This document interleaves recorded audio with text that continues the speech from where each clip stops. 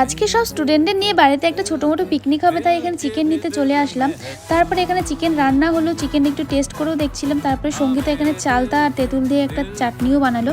তারপরে আমরা এখানে রান্না বান্না করে এখানে খেতে বসে পড়লাম। বেশি কিছু মেনুতে ছিল না, ছিল চিকেন, স্যালাড আর ওই চাটনিটা।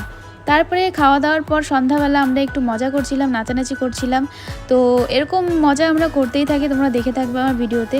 তো সব স্টুডেন্টগুলো আমার এখন প্রায় ফ্রেন্ডের মতো হয়ে গিয়েছে, আর ভীষণ মজা করি। আমরা একসাথে ঘুরতে যাই, একসাথে বাড়িতে ছোটো মোটো পিকনিক বলো, বাইরে পিকনিক বলো, এগুলো আমাদের চলতেই থাকে।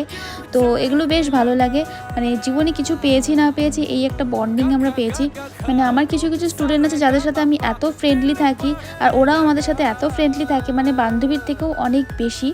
তো এখানে আমরা সবাই মিলে একটু নাচানাচি করছিলাম, একটা ট্রেন্ড গান যেটা চলছে সেটা নিয়ে।